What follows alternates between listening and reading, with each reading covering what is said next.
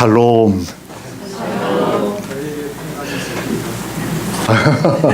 감사합니다. 장로님 잠깐 일어나셔서 저희 성도들과 함께 크게 한번 해주시면 저희가 같이 기쁨이 되겠습니다. 네. 너희에게 평강이 있을지어다. 아멘. 아멘.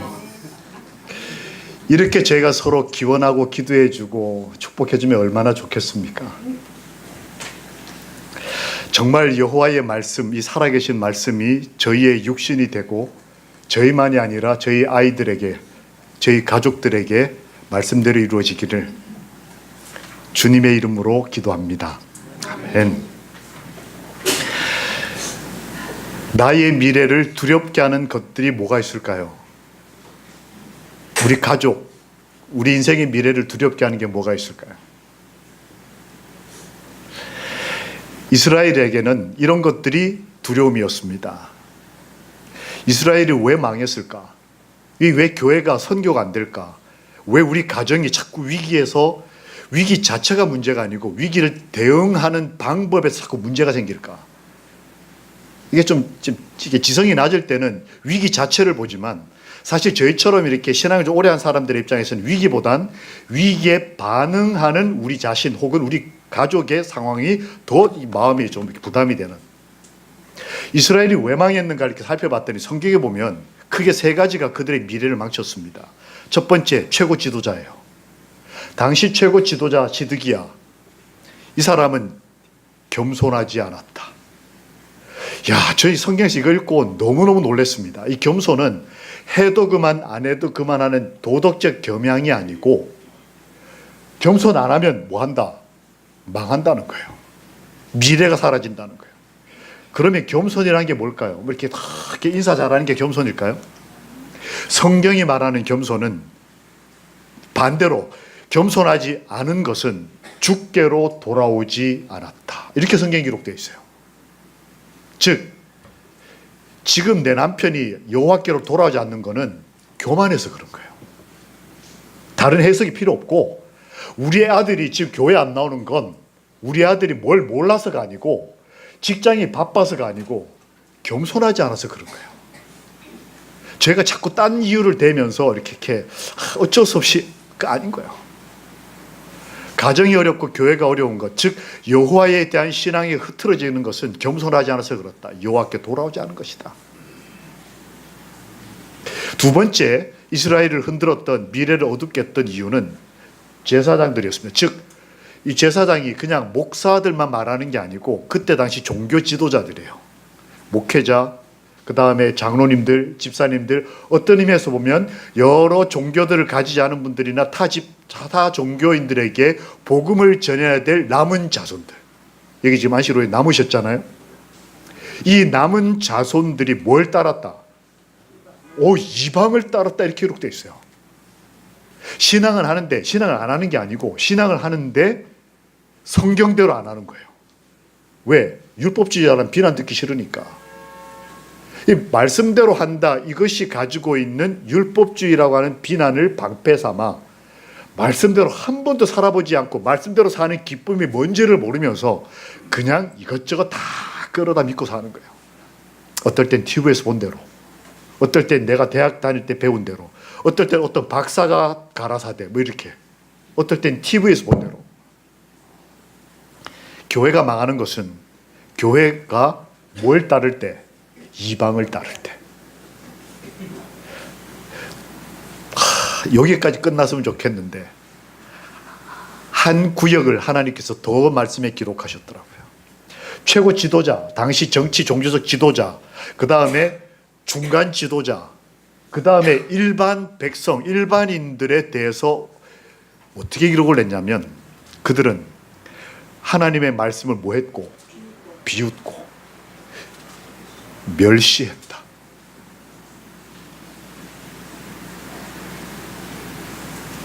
이게 이스라엘의 미래를 어둡게 한 것들이었어요. 누가 아프다, 누가 돈이 없다, 그 다음 내가 사놓은 땅이 앞으로 부동산 개발 계획이 어떻게 된다, 이런 것들에 의해서 현대 기독교인들이 많이 머리가 어지러워요. 사실은 그런 게 아니고 정말 우리 삶을 어렵게 할 수 있는 것들은 이런 것들이었다고 성경에 기록된 것입니다. 우리 가정에 한번 이거 적용해 보시면 좋겠습니다. 나는 가장으로서 겸손한가? 나는 매 순간마다 여호와께로 돌아오는 사람인가? 내 아내는 혹시 이방을 따르지 않는가? 개모임 해가지고 막 여행 다니기 바쁘고 어디 저기 안식일 교회는 오긴 하지만 주중에는 세상 친구들이 막 어울려 다니면서 뭐 테니스다 뭐 운동하고 막 요즘엔 이렇게 뛰는 운동도 많이 하고 그러면서 카페 같은 데 앉아가지고 차 마시면서 아무 음악이나 막 듣고 이런 게 일반화됐어요. 이게 문화라는 이름으로. 혹시 우리는 그러고 살지 않나? 혹시 우리 성도들은, 내 아이들은 하나님 말씀 듣는 걸 별로 좋아하지 않고 멸시하고 살진 않나? 여러분, 십자가 마을이라고 하는 게 있다는 거 여러분 아십니까? 우리나라에? 제가 어느 한 그 대전의 도마동교회 집회를 갔다가 그 도마동교회 앞이 조금 걸어 나가면 8차선 대로입니다. 거기 이제 그 시내 한복판이니까 이렇게 산책을 하다가 저거를 딱 보고 했습니다. 저게 그 대전 시외버스 터미널에서 출발한 차가 시내를 가로질러서 서쪽으로 이제 시내를 막 나가기 전에 시내 반대편에 사는 사람들 잠깐 태워가지고 나가려고 멈추는 정류소예요. 시외버스 정류소 이해하시죠, 그죠? 잠깐 서서 사람 태우는. 거기에 보니까 매표소 위에 연산, 논산, 부여 사이에 뭐가 있어요? 사진을 딱 보고 하고는 들어가가지고 그 사장님한테 사장님 저기 밖에 십자가라는 게 있는데 저게 지명 이름이냐 했더니 지명 이름이라네요. 제가 야 우리나라에 십자가 마을이 다 있네. 그 제가 물어봤어요. 그랬더니 대전에서 부여까지 한 50분 정도를 가는데 부여 들어가기 한 10분 15분 전에 저게 있대요. 십자가 마을. 이게 구글이라고 하는 컴퓨터 프로그램 공중에서 찍은 걸 보면 저기예요. 저기가 십자가 마을이에요. 정식 우리 그 주소지가 충남 부여군 석성면 십자가. 당신 어디서 sab니까? 십자가에 삽니다. 당신 어디서 삽니까? 저 삼육동에서 삽니다. 당신 근무지가 어디입니까? 우리 삼육병원입니다. 당신 그런데 여기 가면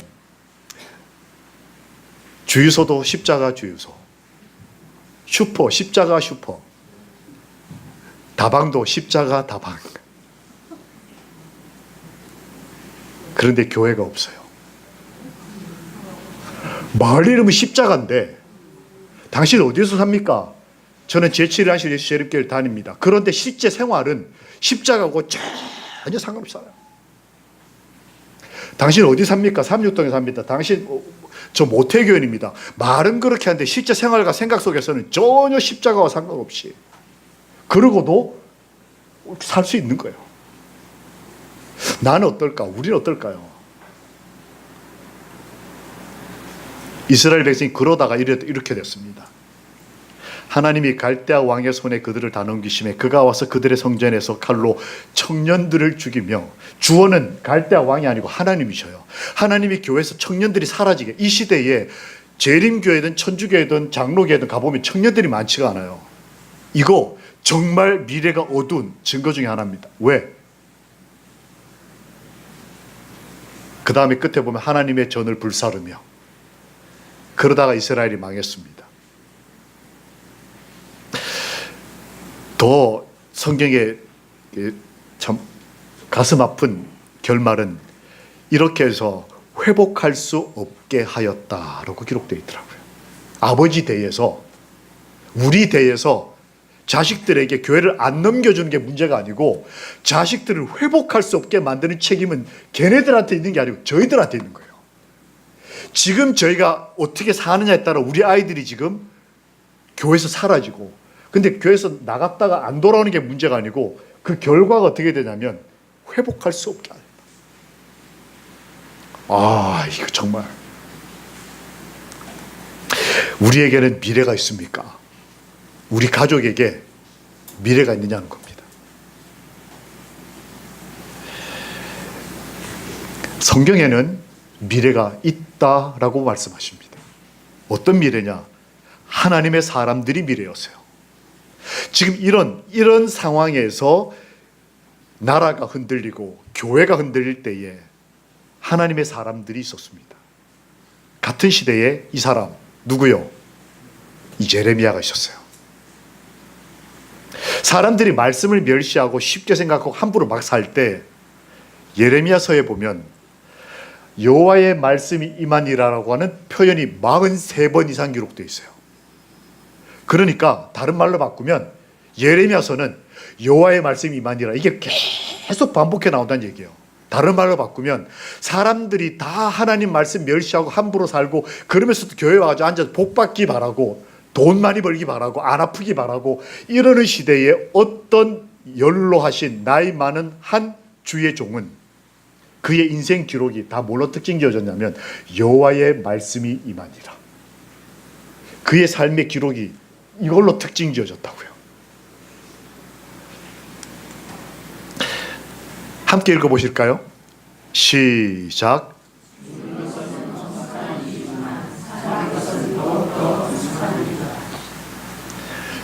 예레미야 입장에서는 그때 당시 인기가 없었기 때문에 다른 목사들에게 계속 박해를 받고, 시대가 이런데 뭔 옛날 그런 얘기 하느냐, 나 다 들어봤다, 뭐 이렇게 반발을, 그래서 나중에는 이렇게 웅덩이에 이렇게 던져지지 않습니까?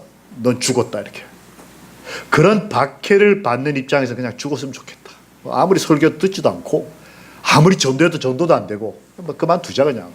그러고 싶었을 텐데도 불구하고 하나님이 보실 때는 죽는 것 엄숙한 일이다. 그러나 이런 어려운 가운데서라도 사는 것은 더욱더 엄숙한 일이다. 그래서 그는 결국 주의 말씀을 듣게 됩니다. 내가 그들의 죄악을 사하고 다시는 그 죄를 기억지 아니하리라. 정작 그 죄인들은 아무 생각 없이 살지만 그 아버지가, 그 어머니가 정신 차리고 하나님께 정말 매달릴 때에 내가 너희 자식들의 죄를 기억하지 않겠다. 이런 보증의 언약을 꼭 들으시는 하나님의 사람들이 되시기를 주님의 이름으로 기도합니다. 내가 너와 함께하여 너를 구원할 것이라. 정말 어렵고 외로웠지만 여호와의 말씀이 임하여 내가 너를, 너의 가족을 구원하겠다는 이 말씀을 예레미야가 들었을 때 얼마나 그 마음이 기쁘고 감사했을까요? 그래서 한 신학자는 이런 말을 했습니다. 카오스라는 말이 혼동, 혼란스럽다 이런 뜻이죠. 우리가 어려움을 바라볼 때에, 역사가 흔들릴 때에, 재림 직전에 전도도 안 되고 교회가 발전이 안 되고 영화관이 막 문제 생기고 이런 어려움들이 있을 때, 뭐 총회 때마다 막 정치꾼들에 의해서 혼란이 올 때에 우리가 이걸 어떻게 볼 거냐? 이 교회가 타락했다고 볼 거냐? 카오스는, 혼돈은 질서와 아름다움의 적이 아니다. 카오스는 새로 태어나는 모든 것 안에 본질적으로 존재하는 요소다. 창조 때도 그랬다는 거예요. 어렵고 어둠이 짙을수록 빛이 밝다는 거예요. 이 마지막 시대의 어려움과 혼돈이 극에 달할수록 하나님의 사람들은 더 여호와를 바라보고 하나님 말씀 안에서 엄숙한 삶을 유지하는 것입니다.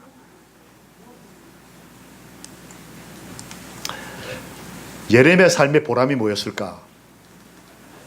여러분, 에스겔과 다니엘이 같은 시대의 젊은이들이었잖아요.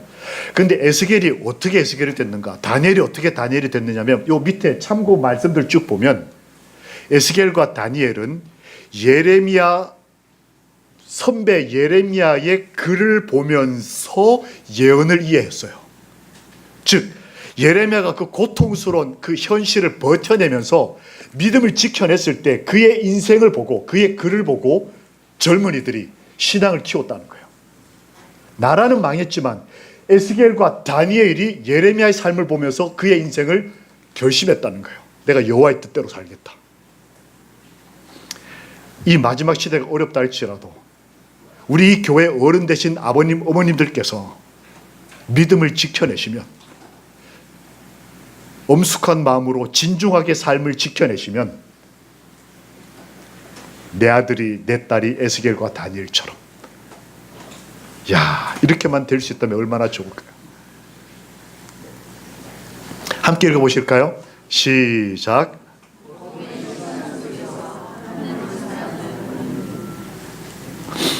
고통의 시간 속에서 하나님의 사랑을 보는 믿음. 이 노래 기억나십니까? 이게 뭐죠? 네, 환희, 합창.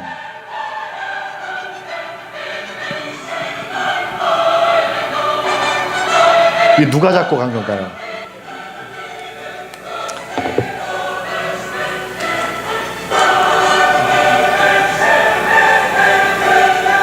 이 두 사람의 공통점과 차이점이 뭘까요? 이 두 사람의 공통점이 뭘까요? 아, 저기 있는 가운데 있는 남자 말고 왼쪽에 어르신과 오른쪽에 어르신 공통점이 뭘까요? 아, 연세가 높으시다, 나이가 드셨다. 또 네? 괜찮습니다. 말씀. 아, 네, 닮은 것 같으시다. 또 왼쪽은 몸이 약해 보이시고, 예, 오른쪽은 행복하게 보신다. 이게 차이점이시네요. 네, 세 사람 중에 누가 제일 행복해 보이세요? 가운데 사람. 아이고 감사합니다.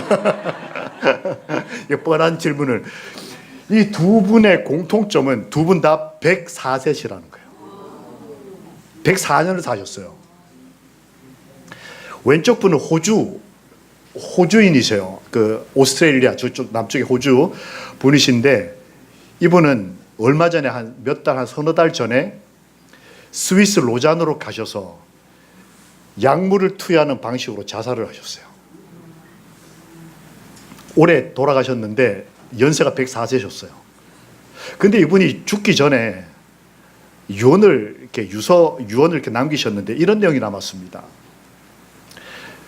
여기까지 오는데 너무 힘들었다. 이분은 대학 교수예요. 박사입니다. 그리고 돈이 많아요. 그래서 죽는 것도 비행기 타고 가서 죽어요. 돈이 많이 들어요. 그거죠. 로장 가서 죽으려면. 그래, 돈도 많고, 우리가 흔히 행복의 조건이라고 말하는 돈도 많고, 배울 만큼 배웠고, 게다가 장수했고. 그런데 왜 죽었냐면 나는 행복하지 않다. 너무 사는 게 지겨운 거예요. 그 자살을 했어요. 근데 이 사람의 그 소원이 뭐였냐면, 죽을 때 베토벤의 방금 전에 들었던 그 노래를 들으면서 죽고 싶다 그래가지고 그 노래 틀어놓고 약물 투여 자살했어요. 그런데 여러분 아시다시피 베토벤 9번 교향곡이 나오는 그 부분은 어디 나오는 거예요? 그 부분을 따다가 기뻐하며 경배하라고 하는 찬송가로 사용이 됐어요. 이 할머니는 그 노래를 부르는 재림교인이에요. 이분도 104세, 제가 지금 104세가 넘으셨어요. 제가 이분을 사진 찍을 때 104세세요. 한 시골에 이렇게 그 여러 개가 합쳐서 겨울에 이렇게 이제 말씀 연구하는 그런 모임을 하는데, 갔는데 영하 20도, 눈이 이만큼씩 오는데 이분이 매일 저녁 나오시는 거예요. 야, 저는 104세면서 자기 힘으로 걸어서 교회 오시는 분을 이렇게 뵙는 게 드문 일이라 너무 그리고 제일 앞줄 와서 앉으세요. 저는 교회 오면 제일 앞줄 앉으신 분들 뵐 때마다 너무 멋있게 보이시고 너무 반주자구나. 너무 고맙고, 이 젊은 사람이 이 시간에 여기 앉아있다는 기적 아니겠어요? 젊은 거 맞나요? 아, 네. 아, 미스고 21. 잠깐 좀 일어나십시오. 아가씨의 나이를 알겠어서 미안하긴 한데 잠깐 일어나서 뒤로 돌아보세요. 제가 동아패 청소부장을 했거든요. 안식일 오후 집회를 할 때 이런 청년이 교회에 남아있다는 건 기적입니다. 여러분, 이 인간이 잘 살도록 큰 박수 좀 주시면 좋겠어요. 아, 너무 고맙습니다. 보통 반주라면 자기 할 일 딱 끝나면 가거든요. 이렇게 앞줄에 앉아서 이분이 앉았는데 그 옆에 할머니 두세 분이 앉았는데 그 옆에는 90 몇 세 할머니, 그 옆에는 80 몇 세 할머니, 세 분이 또록 앉아가지고 제가 뭐라고 하면, 제가 뭐 이렇게 하는 게 마음에 들면 아멘 호 이렇게 하시고, 뭘 하면은 이거 잘한다 그러시고 기분이 되게 좋았어요. 그래서 옆에 지나가는데 90몇 세 할머니가 이분한테 언니 그러시더라고요. 한참 제가 혼자 피식 웃었습니다. 100년의 신앙을 같이 하신 친구예요. 고향이 같고. 근데 여러분 얼굴 표정을 보세요. 안동 하회탈처럼 늙으셨어요. 가만히 있어도 표정이 웃는 모습이에요. 같이 104년을 살았는데 다르더라고요. 이분이 교회를 이렇게 들어오시면 갑자기 와글와글 소란해집니다. 그래서 제가 이렇게 뒤를 돌아봤더니 한 10몇 명이 일어나서 이렇게 나가서 막 제가 이렇게 따라갔더니 뭘 이렇게 하나씩 받아요. 그래서 저도 제일 뒤에 서서 이렇게 봤더니 사탕을 이 할머니가 이만큼 가져오셔가지고 사탕을 하나씩 나눠준 거예요. 제가 평화의 동산에서 1년 동안 자원봉사를 했거든요. 거기서 제가 배운 게 뭐냐면 뭐 망고, 뭐 수박 이런 거보다 할머니한테 진짜 소중한 건 사탕이에요. 왜냐하면 이게 썩지도 않고 오래오래 이렇게 딸이 주고 간 거, 아들 주고 간 거, 손주 주고 간 거 딱 그거는 절대로 안 뺏기고 안 내놓는 거예요. 돈을 주면 좋지. 그 제가 자원봉사하면서 사탕 하나 얻어 먹으면 진짜 잘한다. 근데 이분이 사탕을 하나씩 이렇게. 저도 제일 뒤에 서가지고 오시더니 할머니 저는 강사인데 한 개 더 주세요 그랬어요. 저는. 그랬더니 어이구 이 사람 생긴 것 같이 욕심 많네. 그 하나 더 하나 더 주셨어요. 근데 그러고 난 다음에 갑자기 이분이 제 어깨를 툭 치시면서 김 목사 하늘의 복 다 받아. 순간에 뭉클했어요. 제가 가만히 보니까 그 뭐 70대신 장로님, 50대신 집사님 가서 줄 서서 사탕 받는 게 사탕 받아 먹으려 서 있는 게 아니고 하나를 주고는 이 어른이 덕담을 한마디씩 하시는 거예요. 이렇게 뭐 이거 건강하셔. 그 다음에 내가 지난주에 당신 손주를 위해서 기도했어요. 이렇게 덕담을 한마디 그거 들으려고 장로님 70대신 장로님 가서 어깨를 이렇게 이러고 있어요. 그러면 할머니가 사탕 주고 기도해 주시고 저한테는 하늘의 복 다 받으라고. 네. 교회에 이런 어른이 계셔야 한다. 한식 점심을 먹다 찍은 사진인데 이렇게 먹으려고 이렇게 뷔페를 딱 갖다 놨는데 이분이 오시는데 접시를 들고 바들바들 떨려. 근데 접시 밥을 요만큼 아마 장수하시는 분들이 소식하시나 봐요. 근데 밥은 요만큼 드셨는데 그때 이제 특별 집회라고 떡을 아마 시골에 하셨는데 슬라이스로 이렇게 얇게 썰어놓은 게 아니고 이렇게 돌떡처럼 이만한 거를 이렇게 하셨더라고요. 하나씩 덩어리 하나씩 주셔. 근데 이 할머니 그걸 세 덩어리를 다 모으셨어요. 제가 속을 씌우시면서 떡순이시구나 이렇게 생각하면서 있는데 이분 오시더니 그걸 바들바들 그게 무거우니까 놓고는 제 옆에서 기도를 이렇게 하더니 바닥에 상 놓고 앉아 먹는데 그 건너편에 겨울방학이 돼가지고 서울에서 내려온 대학생이 몇 명 앉아 있었어요. 떨리는 손으로 젓가락을 잡으시더니 떡 한 덩어리를 더 잡고는 이렇게 해가지고 우리 청년 교회 나와줘서 고마워. 이거 하나 먹고 104세 할머니가 받아먹기만 해도 누가 뭐라고 하겠어요. 여전히 남에게 베풀고 청년 교회 나와줬다고 고맙다고 떡 하나 더 주겠다고 자기 밥 들어도 힘든 연세에 떡덩어리 세 개 안고 와가지고 청년들한테 떡 하나 더 먹으라 고맙다고. 이게 청년들이 밥 먹자 말고 무릎을 따고 있더니 네 할머니 교회 열심히 나오고 있습니다. 일제시대를 거치고 6.25를 거치고 보릿고개를 거치고 평생 고생과 고난의 인생을 사셨던 분인데도 여전히 사랑이 있고 100년을 예수 믿어도 변하지 않고 꼬장꼬장하고 고집 피우고 막 돈 밝히고 이런 게 아니고 여전히 나눠주고 얼마나 차이가 커요.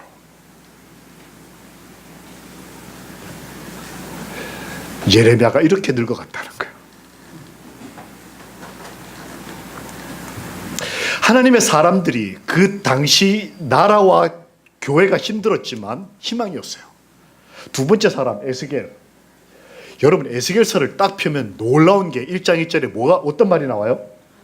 하늘이 열리며. 오늘 우리 말씀 시간에 함께 들었지 않습니까? 예수님의 하늘이 열렸는데 에스겔도 하늘이 열렸더라고요.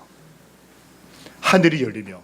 그렇게 사람들이 하나님 무시하고 막 사는데 에스겔 1장의 내용이 뭐냐면 에스겔이 하늘이 열리고 뭘 봤냐면 하나님을 봤어요.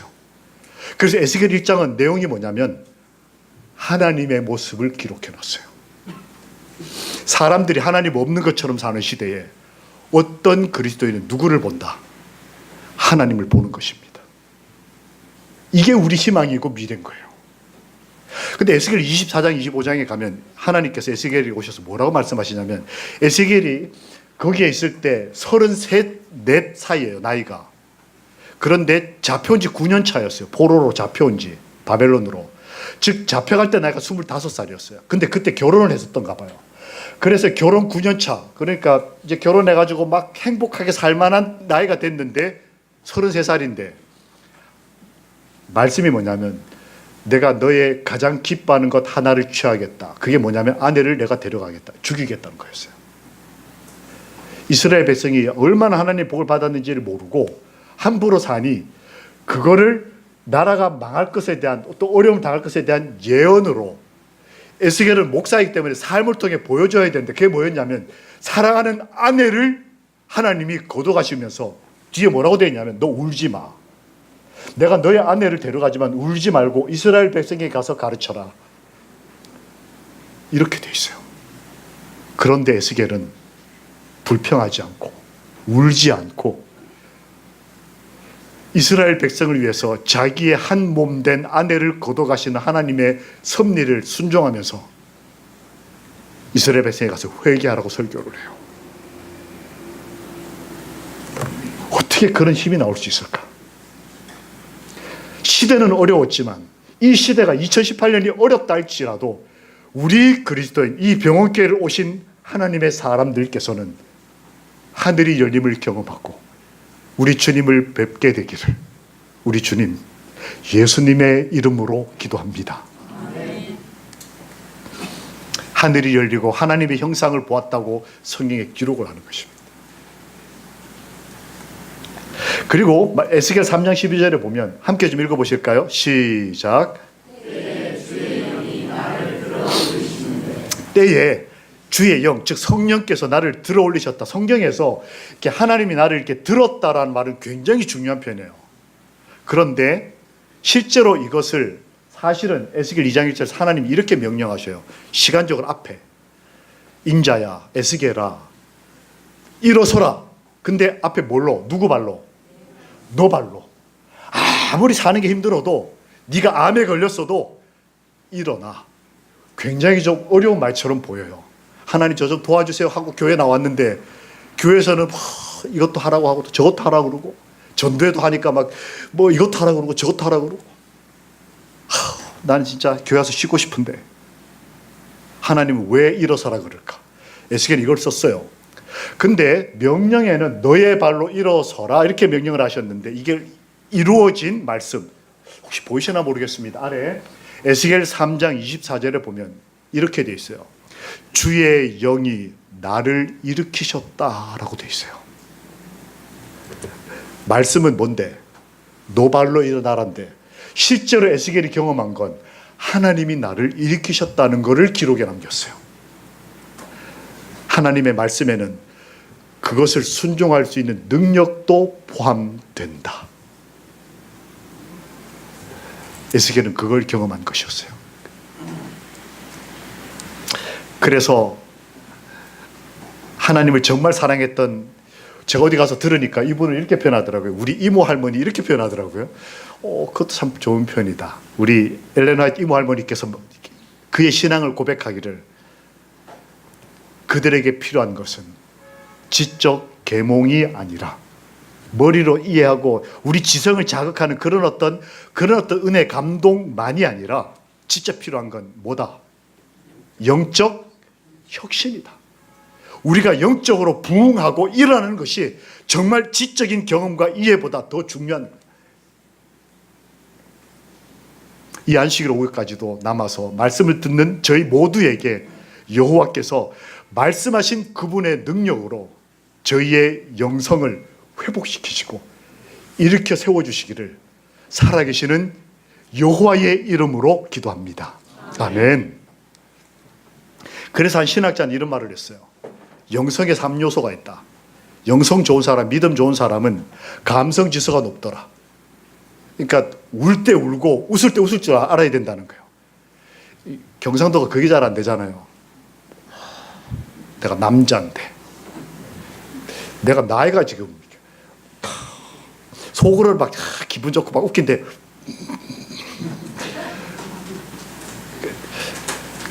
피리를 불면 뭐하라? 예수님 표현에 의하면 피리를 불면 리듬을 타는 게, 그게 감성 지수가 높을수록 믿음이 좋은 사람의 특징 중에 하나라는 거예요. 두 번째, 그가 지성인이라면 그 지성이 거룩해져야 한다. 똑똑하고 많이 하는 게 중요한 게 아니고 그 똑똑함이 거룩해야 한다. 전문인으로서 이런저런 전문가로서 살아가는 것도 중요하지만 그보다 더 중요한 건 그 전문인이라면 그의 지성은 거룩해야 한다. 세 번째, 역경지수가 높은 사람이 믿음이 좋더라는 거예요. 역경지수가 뭘까요? 어려운 일이 많은 사람일수록 믿음이 좋은 가능성이 크다는 거예요. 간증해보라 그러면 난 할 말 없는데, 어릴 때부터 나는 유복한 집안에서 태어나가지고 별 어려운 것도 없고, 그런 사람은 많은데 어려운 일이 많은 사람일수록 믿음이 깊고 높은 사람이 많더라는 거예요. 우리 삶에 역경이 닥칠 때면 하나님이 지금 나에게 뭘 주시고 싶으셔서, 영성과 믿음을 지금 주고 싶으셔서. 세 번째 하나님의 사람이 그 교회 미래였습니다. 누구요? 다니엘입니다. 근데 다니엘은 엄청 똑똑한, 행정적으로 출세한 목사도 아니었어요. 유다지파, 즉 앞에 두 예레미야와 에스겔은 레위인 지파였는데 다니엘은 레위 지파도 아니었어요. 요즘 말로 하면 안수받지 않은 사람이었어요. 평신도였어요. 그리고 공부를 많이 했고 똑똑하고 행정적으로, 정치적으로 출세한 사람이었습니다. 그런데 그의 인생을 평가한 성경의 표현은 어떻게 평가되어 있냐면, 그는 전 총리였다 이렇게 되어 있지 않고, 그는 거룩한 신들의 영이 있는 사람이다 라고 기록되어 있어요.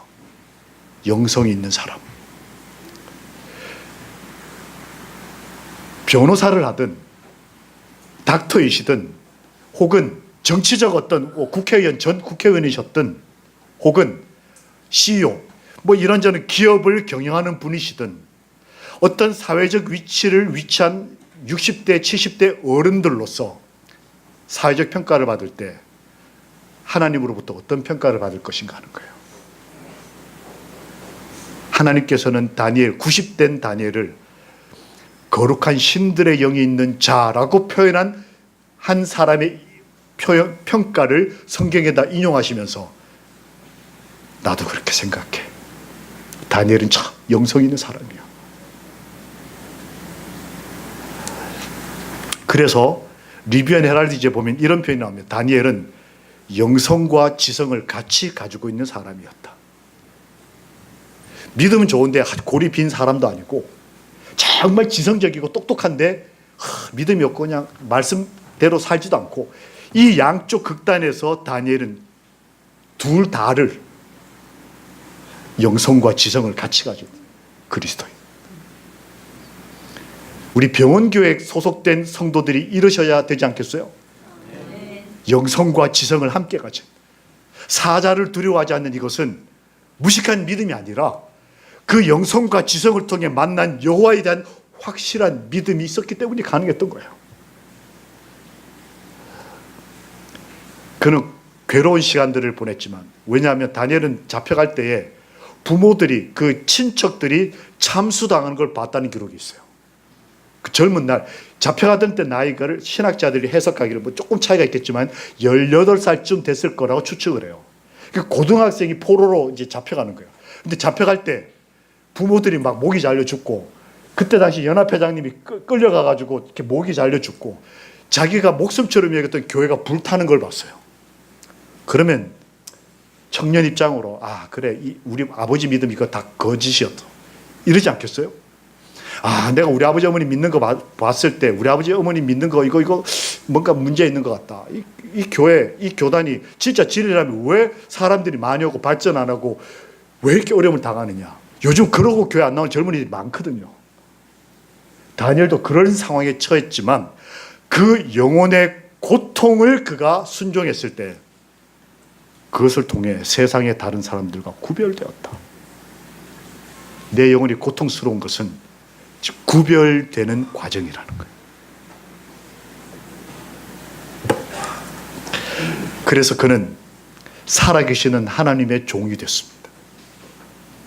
이 살아계시는 하나님을 리빙 가드라고 하는 표현이 모세로부터 사도 요한 계시록까지 성경 끊임없이 연관된, 즉 안식일이 창세기부터 계시록까지 있듯이 살아계신 하나님에 대한 개념도 처음부터 끝까지예요. 그래서 지금 여러분과 저의 신앙에는 뭐가 있어야 되냐면 안식일만 있으면 되는 게 아니고 나의 하나님은 어떤 하나님? 살아계신 하나님이 돼야 되는 거예요. 그게 성경 전반에 걸친, 다니엘도 살아계시는 하나님을 경험한 사람이었어요. 이 구약적 표현에는 사시는 하나님이라고 번역이 되어 있어요. 근데 원문에는 리빙 갓이에요. 그에게 하나님이 장래일을 보여주셨어요. 현실은 어렵지만 미래를 보여주신 거예요. 근데 그 미래의 핵심이 뭐였냐면 기름 부음 받은 자였어요. 우리가 이거 다니엘 9장을 접근할 때 안식일이 맞다, 하나님의 인 맞아요, 해석이 맞지만 사실 그 앞뒤를 보면 다니엘 한 개인의 깊은 영성으로부터 비롯된 확신이었어요. 그는 영성과 지성을 통해 하나님의 보이신 계시를 정확하게 봤는데 허튼 거 보지 않고 그 계시의 핵심 예수 그리스도를 봤어요. 이 교회에 오시면 이 교회의 핵심 예수 그리스도를 보셔야 하는 거예요. 다니엘은 그걸 봤어요.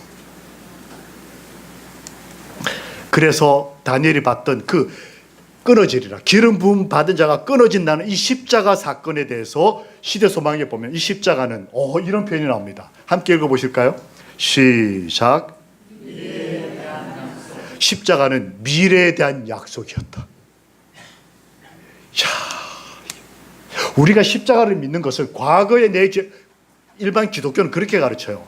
2000년 전에 예수님이 용서했으므로 나 지금 무슨 짓 해도 된다. 2000년 전에 우리의 모든 죄를 용서하신 건 맞지만 오늘 그 다음에 있을 미래 것까지도 십자가는 우리에게 용서의 보증이 된다는 거예요. 십자가는 미래에 대한 약속이었다. 다니엘이 그걸 본 것입니다. 이 교회에 속한 젊은이가 교회가 어렵고 힘들지라도, 가정이 어렵고 힘들지라도 우리의 미래가 되시는 예수 그리스도를 볼 수 있다면 여러분과 제 인생은 성공한 인생인 거예요. 지금 어렵더라도, 지금 병원 경영이 어렵더라도 이 병원을 다녀간 어떤 한 젊은이가 이 병원에서 근무하신 우리 의사 선생님과 간호사님과 여러 봉사하시는 분들의 봉사를 통해 마음속에 하나님 믿는 병원은 다르구나 느끼고 나갔다면 이 병원은 최고의 복음을 전한 거예요. 그에게 뭘 준 거예요? 미래를 준 거예요. 함께 읽어보시겠습니다. 시작.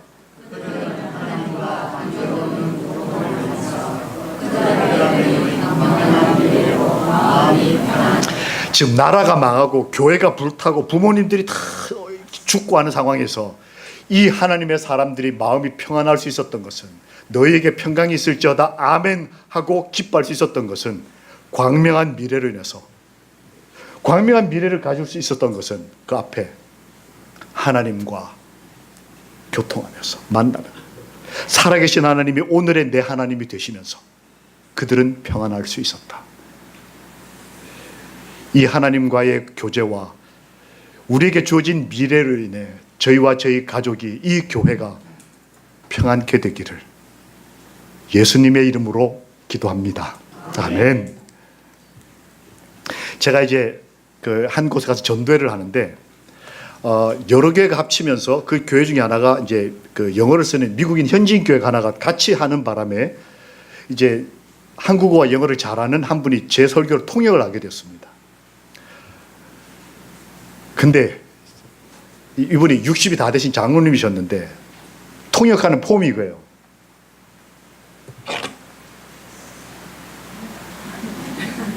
저는 이제 이렇게 땀까지 최선을 다하고 하는데 이분은 저를 보지도 않아요. 보지도 않고 이분들 보지도 않고 이러고 이렇게 귀 이렇게 듣고는 이제 영어로 이렇게 한 거예요.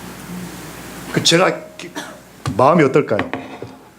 계속 부담이 되고, 왜냐하면 영어로만 설교 듣는 분들 입장에서는 제 말보다는 이 사람의 표현과 표정이 굉장히 중요한데, 제가 계속 부담 한 이틀을 버티다가 그 지역 이제 책임자 목사님한테, 목사님, 저 어떻게 통역하시는 분이 이렇게 말을 꺼냈더니 이것도 알아들으셨어요. 조금 기도가 많이 되죠? 그래서 네, 기도가 많이 됩니다. 교인들이 걱정되는 게 아니고 전 통역자가 더 걱정됩니다. 이렇게 말씀을 드렸어요.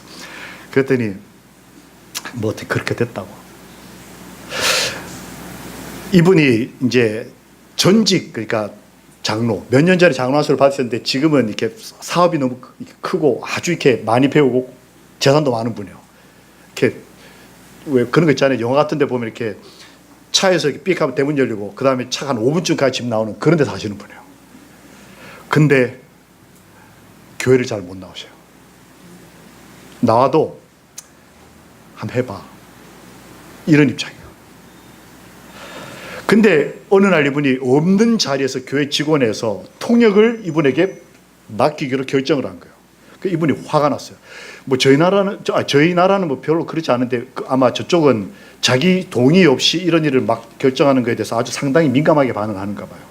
이 사람이 나는 지금 교회 가기도 어렵고 그다음에 그런데 어디 전도에 그 통역을 나한테 물어보지도 않고 정에 때려가지고 이 사람이 화가 나가지고 교회 항의를 했어요. 근데 부인 되시는 분이 교회 집사님이셨는데 남편 뜯어말리는 거예요. 제발 목사님하고 싸우지 말라고 뜯어말리면서 제발 이번 한 번만 교회의 어떤 그 부탁과 명령을 좀 순종하자. 우리가 내가 당신한테 정말 잘해줄게. 설득을 하는.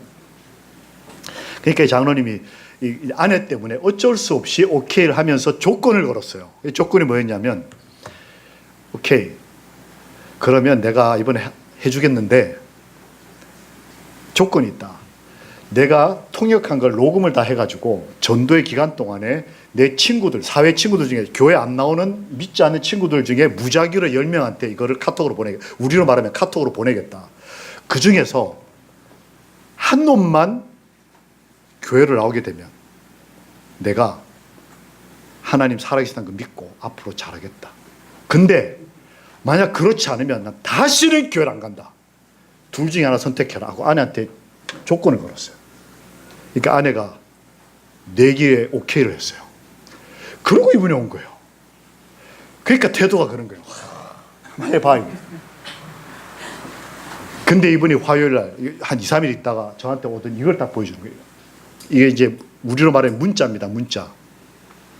김 목사님 이거 좀 보라고 하면서 이렇게 저한테 텍스트를 보여주는 거예요. 이 내용이 뭐냐면 이분이 진짜로 자기 안 믿는 친구들에게 녹음을 해가지고 아내한테만 그냥 허튼 말을 한 게 아니고 진짜로 녹음을 해가지고 보낸 거예요. 그래서 10명을 보냈는데 그 중에 한 명이 답을 해가지고 왔어요. 그 전도의 3일차인가 뭐 이렇게. 내용이 뭐냐면 통역하시는 장로님의 친구, 교회 안 나오는 친구가 그날 엄청 부부싸움을 했어요. 심각하게 부부싸움을 했는데 하필이면 둘이 어딘가를 가야 되는 상황에서 부부싸움을 하면서 차를 타고 가면서 계속 싸우는 거예요. 이게 남편이 너무 화가 나니까 남자분이 차를 이렇게 위협 운전을 하는 거예요. 180km 막 이렇게 달리는 거예요. 누구 겁주려고. 그리고 가다 갑자기 급브레이크 밟고 그다음에 막 차선 중앙선 침범해서 막 차 초월하고 아내가 막 깍깍 비명 지르고 이게 스트레스를 어디다 푸는 거예요 지금. 혹시 남자분들 이거 공감이 되세요?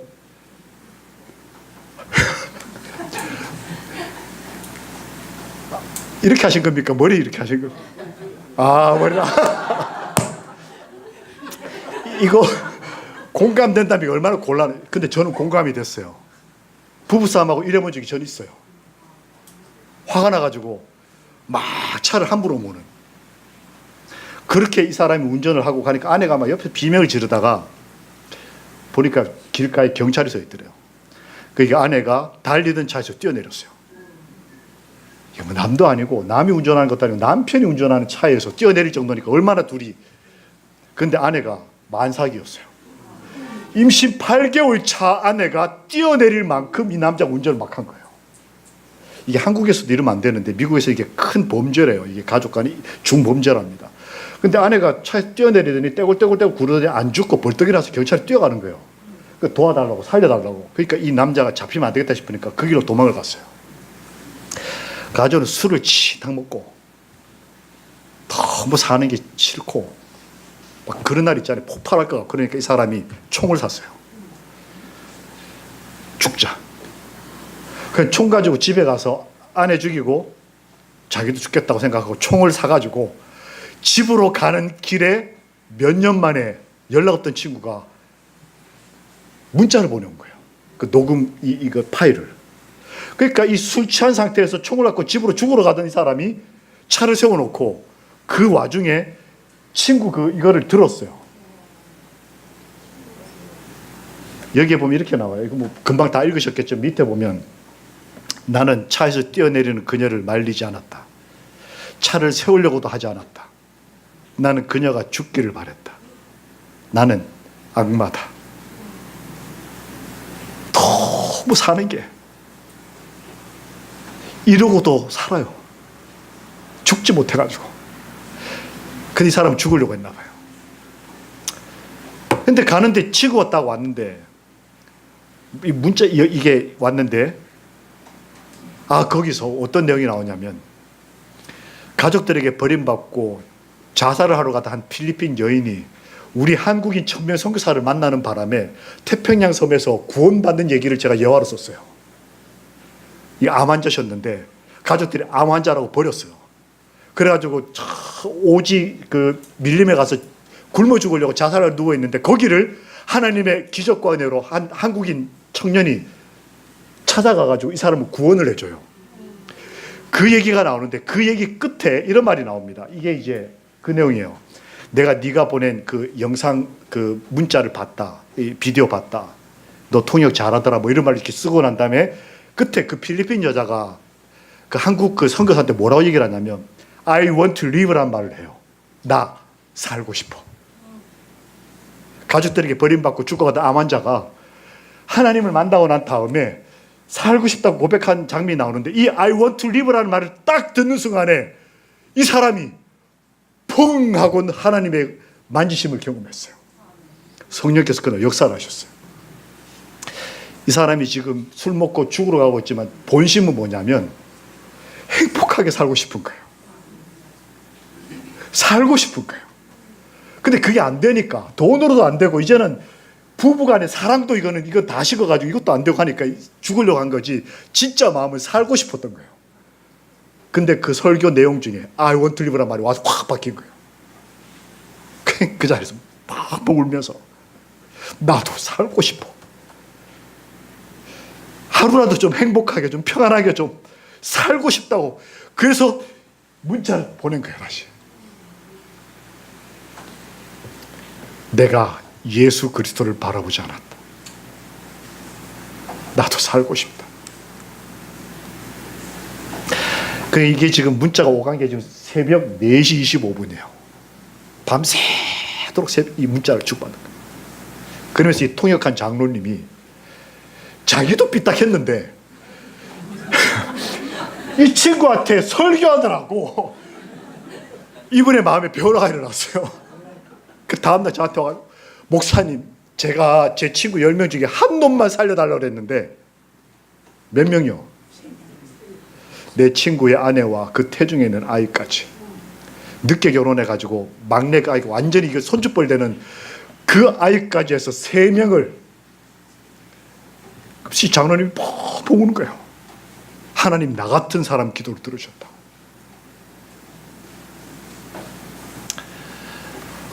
참 좋았습니다. 그리고 이제 집회 마치고 이제 공항에서 이렇게 떠나려고 하는데 그 여집사님이 오더니 공항까지 따라오셨더니 제 옷을 뒤를 이렇게 잡고 있어요. 이분이 아주 내성적이고 조용한 분이라 얼굴을 이렇게 바로 보고 얘기를 못하고 이렇게 저 끌어요. 들어갔더니 목사님 할 말이 있다고. 뭡니까? 저는 원래 모태 장로교인이에요. 장로교인이에요. 원래 태어날 때부터 부모님이 다 장로교인이에요.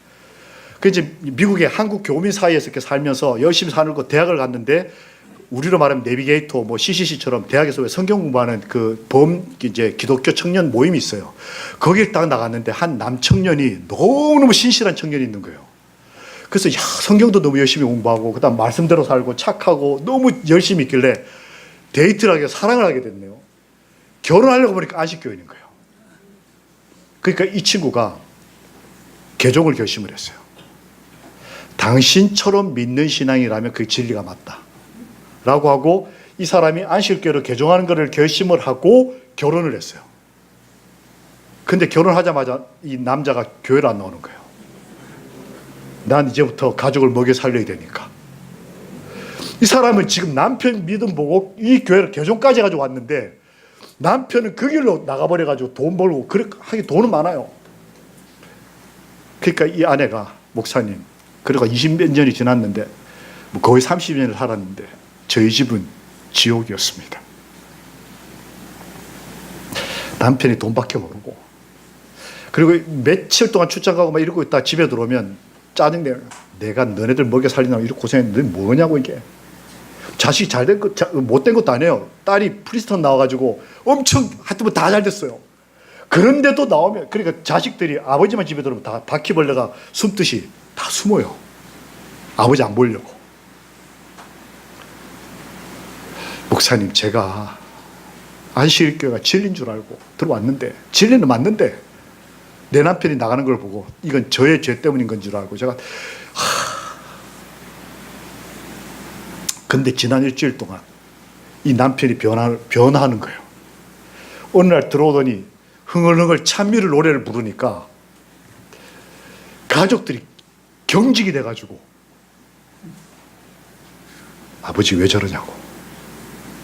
그리고 어느 날 밤은 오더니 아버지가 딸을 불러다가 내가 널 위해서 기도해 주겠다니까 딸이 놀래가지고, 이게 아버지가 이렇게 딸 이렇게 무릎 꿇혀놓고 이렇게 기도를 하는데 딸은 고개를 눈을 뜨고 엄마를 쳐다보는 거예요. 엄마, 이거 어떡하냐고. 엄마가 기도해라, 기도해라. 근데 이 아빠가 딸을 위해서 간절히 기도하는데 이 딸이 기도를 받으면서 푹 보는 거예요. 우리 아버지가 나를 위해서 기도를 해줬다는 거예요.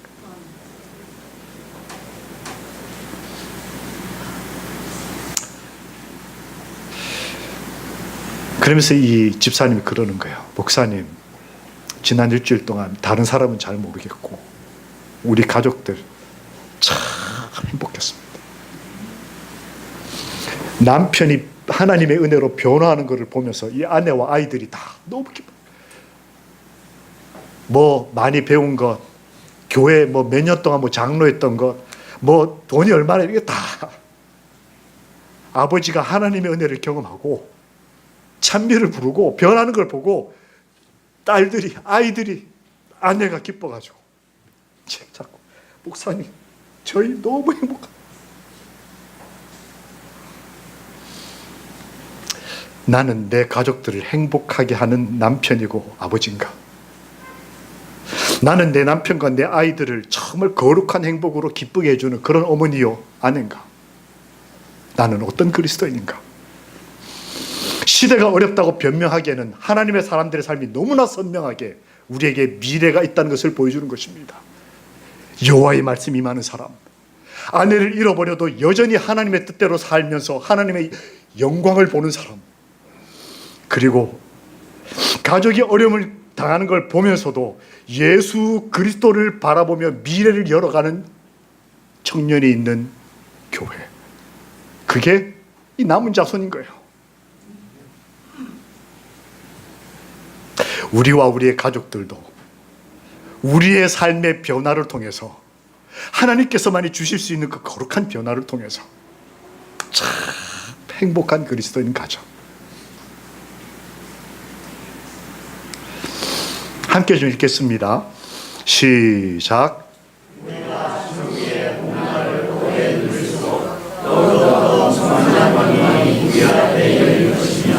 하나님을 알수록 우리의 행복은 증대할 것이다. 나와 나의 가족의 미래는 어떠할 것인가? 한 번 더 같이 읽겠습니다. 시작. 항상 여호와를 경외하라. 그러면 분명히 미래가 있겠고, 우리가 여호와를 경외하고 여호와의 뜻 가운데 살면 시대가 어렵고 나라가 망하고 교회가 불탈지라도 우리의 가정과 우리 젊은이들에게는 미래가 있을 것이고 그 미래의 핵심 되신 그리스도 때문에 행복할 것이다. 분명 미래가 있겠고 주님이 계신 가정, 예수님 때문에 행복한 가정들을 누리시는 우리 모든 병원 하늘가족들이 되시기를 우리 주님, 살아계시는 예수님의 이름으로 기도합니다. 아멘.